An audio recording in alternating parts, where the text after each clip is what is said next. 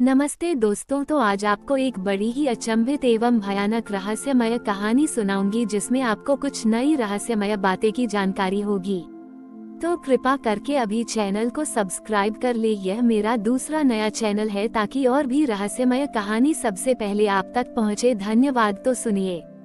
भारत के उत्तर में, जहां प्राचीन हिमालय की चोटियां आकाश को छूती थीं और पवन में मंत्रों की गूंज घुल जाती थी, वहाँ एक छिपा हुआ गांव था जिसका नाम था कर्मभूमि। ये गांव अपनी गहन आस्था और जीवन के हर क्षण में कर्म के महत्व के प्रति अपने गहरे विश्वास के लिए जाना जाता था। कर्मभूमि के लोग मानते थे कि हर व्यक्ति के जीवन में एक अदृश्य धागा होता है, एक ऐसा सूक्ष्म सूत्र जो उसके हर कर्म, हर विचार और हर भावना को ब्रह्मांड की विशाल टेपेस्ट्री से जोड़ता है। उनकी सबसे पवित्र किंवदंती थी नियति का नृत्य, एक ऐसा शाश्वत नृत्य जिसे स्वयं सृष्टि करती थी और जो अदृश्य धागे के हर कंपन से प्रभावित होता था। कहा जाता था कि जो कोई भी इस नृत्य के रहस्य को समझ जाता, उसे जीवन की सभी बाधाओं से मुक्ति मिल जाती थी। गांव के सबसे पुराने निवासी गुरु कर्मेश अपनी गहरी अंतर्दृष्टि और अदृश्य धागे के साथ अपने अनोखे संबंध के लिए जाने जाते थे। गुरु कर्मेश अक्सर गांव के बाहर एक प्राचीन देवदार के पेड़ के नीचे बैठे रहते, अपनी आंखें बंद करके हवा में बहती पत्तियों की आवाज सुनते हुए। लोग मानते थे कि वे अदृश्य धागे के कंपन को सुनते थे, लेकिन कोई नहीं जानता था कि वास्तव में वे क्या करते थे। एक साल कर्मभूमि गांव में एक अजीबोगरीब घटना घटने लगी। लोगों के जीवन में अराजकता और अव्यवस्था बढ़ने लगी थी। उनके कर्मों के परिणाम प्रत्याशित हो गए थे और उनके मन में एक अजीब सी निराशा और भ्रम भर गया था, मानो वे अपने जीवन का नियंत्रण खो चुके हों। गुरु कर्मेश ने महसूस किया कि यह अदृश्य धागे का कमजोर पड़ना था। मानवता ने अपने कर्मों की शक्ति को भुला दिया था और केवल भाग्य पर निर्भर हो गई थी। उन्होंने अपने सबसे युवा और विचारशील शिष्य प्रयास को बुलाया। प्रयास एक मेहनती लड़का था, लेकिन उसके मन में हमेशा अपने कर्मों के परिणामों को लेकर चिंता रहती थी। गुरु कर्मेश ने अपनी आंखें खोली, जो अब पहले से कहीं अधिक शांत और स्पष्ट थीं। उन्होंने प्रयास को देखा और अपने मौन में ही उसे एक संदेश दिया। पर प्रयास ने महसूस किया कि संदेश उसके हृदय में उतर रहा था। अदृश्य धागा उलझ गया है, क्योंकि नियति का नृत्य बेसुरा हो गया है। तुम्हें उस स्थान पर जाना होगा जहां कर्म का मूल है। वहां तुम्हें संकल्प का धागा मिलेगा, एक ऐसा धागा जो तुम्हें अदृश्य धागे को सुझाने और नियति का नृत्य को फिर से लयबद्ध करने में मदद करेगा। गुरु कर्मेश ने प्रयास को एक छोटा, गोल, चमकता हुआ पत्थर दिया, जिसके भीतर एक सूक्ष्म गांठ का प्रतीक बना हुआ था। ये तुम्हें मार्ग दिखाएगा, उन्होंने कहा, और तुम्हें याद दिलाएगा कि सच्ची शक्ति कहीं बाहर नहीं, बल्कि तुम्हारे अपने भीतर के कर्म में है। प्रयास ने गुरु के चरणों को छुआ और अपनी यात्रा पर निकल पड़ा। उसके पास कोई नक्शा नहीं था, केवल उसके भीतर की लगन और पत्थर का मार्गदर्शन था। उसने उबड़ खाबड़ रास्तों, घने जंगलों और बर्फीली चोटियों से होकर यात्रा की। हर मोड़ पर उसे लगा कि वह अपने उद्देश्य से भटक गया था, क्योंकि भ्रम उसे घेरे हुए था। लेकिन हर बार जब भी वह हार मानने वाला होता, पत्थर से एक हल्की सी शीतल चमक निकलती और उसे सही दिशा दिखाती। उसे महसूस हुआ कि यह यात्रा केवल एक धागे की खोज नहीं थी, बल्कि यह स्वयं के भीतर के कर्मों को समझने की यात्रा थी। कई दिनों की कठिन यात्रा के बाद, जहां उसे शारीरिक थकावट, अकेलेपन और मानसिक अराजकता का सामना करना पड़ा, प्रयास एक ऐसे स्थान पर पहुंचा जहां पर्वत श्रृंखला अचानक एक विशाल अंडाकार गुफा में समाप्त हो गई थी। गुफा का प्रवेश द्वार विशाल था और उसके ऊपर प्राचीन लिपि में कुछ अज्ञात प्रतीक खुदे हुए थे। हवा में एक अजीब सी शांत ऊर्जा थी और उसे दूर से एक हल्की सूक्ष्म फुसफुसाहट सुनाई दे रही थी, मानो स्वयं ब्रह्मांड ही फुसफुसा रहा हो। उसे लगा कि वह अपने गंतव्य के बहुत करीब था। गुफा का प्रवेश द्वार कोई साधारण पत्थर का मुख नहीं था। वह इस तरह से बनाया गया था मानो वह किसी विशाल मौन बुनकर जैसा हो, जो अनंत काल से अस्तित्व के धागों को बुन रहा हो। प्रयास जानता था कि यही वह स्थान था जहाँ संकल्प का धागा छिपा था और जहाँ उसे नियति का नृत्य मिलेगा। उसने पत्थर को अपने हाथ में कसकर पकड़ा और गुफा के भीतर प्रवेश किया। प्रयास ने पत्थर को अपने हाथ में कसकर पकड़े हुए उस विशाल अंडाकार गुफा में प्रवेश किया। भीतर का अंधेरा इतना घना था कि उसे अपनी उंगलियां भी दिखाई नहीं दे रही थी। फिर भी उसे एक अजीब सी लयबद्ध ऊर्जा महसूस हुई, मानो ये स्थान स्वयं ब्रह्मांड के कंपन से गूंज रहा हो। हवा में एक पुरानी पृथ्वी जैसी और पवित्र खुशबू थी जो उसकी आत्मा तक को छू रही थी। उसके कदमों की आहट भी उस अगाध मौन में विलीन हो जाती थी। गुफा अंदर से किसी विशाल प्राकृतिक बुनाई कक्ष जैसी थी। दीवारें चिकनी और नम थीं, जिन पर अनंत संख्या में सूक्ष्म रेखाएं और घुमाव खुदे हुए थे, मानो वे ब्रह्मांड की आदिम संरचनाओं को दर्शा रहे हों। जैसे जैसे प्रयास आगे बढ़ता गया, उसे महसूस हुआ कि आसपास की हवा में एक अजीबोगरीब सूक्ष्म कंपन बढ़ रहा था, इतना धीमा कि उसे सुनने के लिए उसे अपनी सांसें रोकनी पड़ी।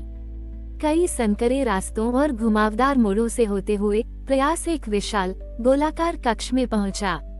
कक्ष के ठीक बीच में हवा में तैरता हुआ एक चमकता हुआ धागा था। ये धागा किसी भी ज्ञात स्रोत से नहीं आ रहा था, बल्कि स्वयं अंधकार से उत्पन्न हो रहा था, और ये लगातार अपनी लंबाई और मोटाई बदल रहा था, मानो वह स्वयं जीवन का प्रवाह हो।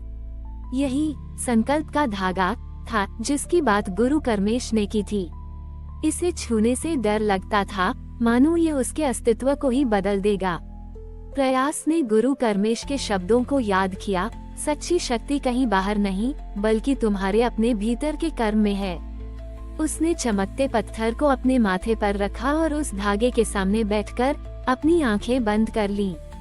उसने अपने मन के सारे विचारों को शांत किया, सारी चिंताएं, सारा भ्रम और स्वयं को उस धागे की असीम अजा के प्रति समर्पित कर दिया। उसने गहन ध्यान में प्रवेश किया, अपने आप को उस शून्य अवस्था में लाने का प्रयास किया जहां ब्रह्मांडीय सत्य स्वतः प्रकट होता है। जैसे जैसे प्रयास का ध्यान गहरा होता गया, उसे लगा कि उसका शरीर विलीन हो रहा है और वह स्वयं उस संकल्प के धागे का हिस्सा बन रहा है। उसे अब केवल अस्पष्ट विचार नहीं दिखे, बल्कि उसने अपनी आत्मा के सबसे गहरे स्तर को महसूस किया, उस स्थान को जहां सभी कर्म उत्पन्न होते हैं और जहां सभी बाधाएं स्पष्टता में बदल जाती हैं। उसे समझ आया कि कर्मभूमि गांव में अराजकता इसलिए थी क्योंकि लोगों ने अपने भीतर के अदृश्य धागे से नाता तोड़ लिया था और केवल बाहरी घटनाओं के शोर में उलझ गए थे। संकल्प का धागा से एक तीव्र ऊर्जावान प्रकाश पुंज निकला और सीधे प्रयास के शरीर में समा गया। उसे लगा जैसे उसके भीतर की हर कोशिका में ऊर्जा भर गई हो और उसका पूरा अस्तित्व नियति का नृत्य से गूंज उठा हो। उसे अब केवल ब्रह्मांड के सबसे गहरे रहस्य का ज्ञान नहीं था, बल्कि वह स्वयं उस रहस्य का एक हिस्सा बन गया था। उसे अपनी अंतर्ज्ञान और बाहरी दुनिया के बीच का सूक्ष्म अंतर समझ में आया। उसे पता चला कि असली नियति केवल भाग्य में नहीं, बल्कि अपने भीतर के संकल्प और कर्म में निहित है। जब प्रकाश शांत हुआ, तो संकल्प का धागा अब भी तैर रहा था, लेकिन उसमें एक स्थायी दिव्य चमक थी, मानो कर्म का मूल उसमें समा गया हो। प्रयास ने आंखें खोली। वो बदल चुका था। उसके भीतर एक अद्भुत शांति, एक असीम ज्ञान और एक नई शक्ति भर गई थी।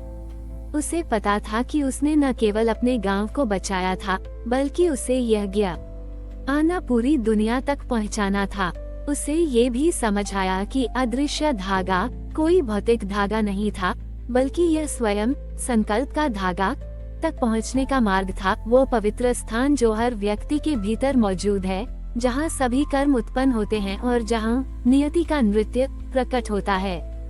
प्रयास ने संकल्प के धागे को प्रणाम किया और गुफा से बाहर निकलने की यात्रा शुरू की। इस बार रास्ता उसे आसान लगा, क्योंकि उसके भीतर अब कोई निराशा नहीं थी, बल्कि असीम स्पष्टता और शक्ति थी। जब प्रयास उस रहस्यमयी गुफा से बाहर आया, तो कर्मभूमि गांव की ओर लौटने का रास्ता उसे पहले से कहीं अधिक स्पष्ट और बड़ी जीवंत लगा। उसके भीतर अदृश्य धागे की अगाध शक्ति समाई हुई थी और नियति का नृत्य उसकी आत्मा में एक लयबद्ध धुन बनकर गूंज रहा था। वह जानता था कि अब उसे इस ज्ञान को अपने गांव तक पहुंचाना था।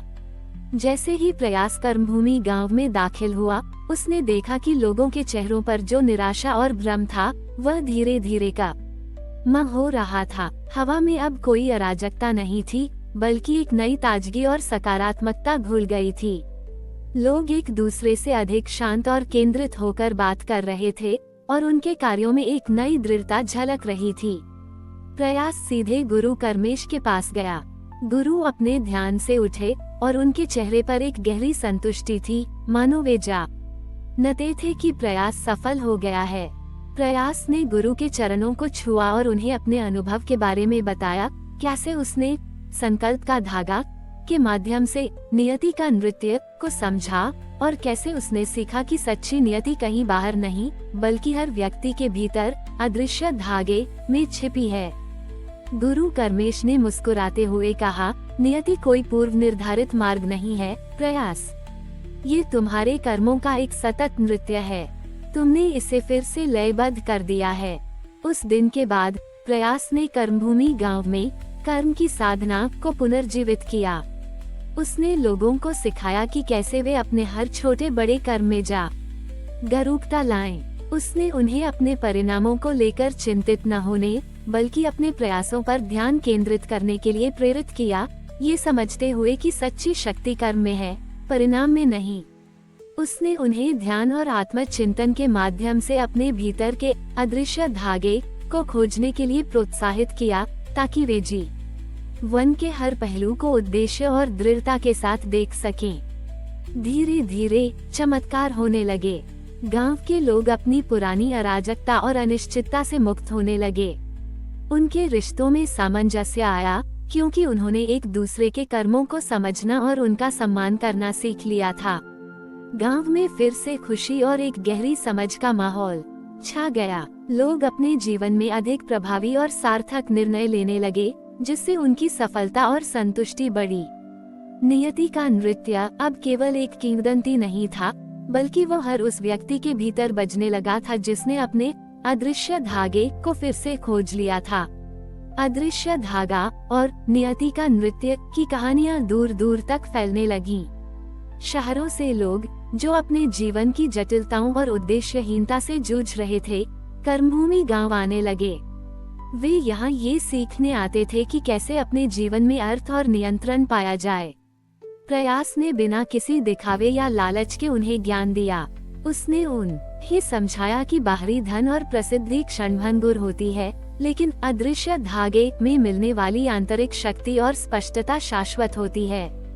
गुरु कर्मेश ने अपना शेष जीवन प्रयास को मार्गदर्शन देते हुए बिताया और अंततः वे भी नियति के नृत्य में विलीन हो गए, लेकिन उनका ज्ञान प्रयास और उसके शिष्यों के माध्यम से जीवित रहा। कर्मभूमि गांव अब केवल एक गांव नहीं था, बल्कि यह कर्म की शक्ति, आंतरिक नियंत्रण और जीवन के शाश्वत सामंजस्य का प्रतीक बन गया था।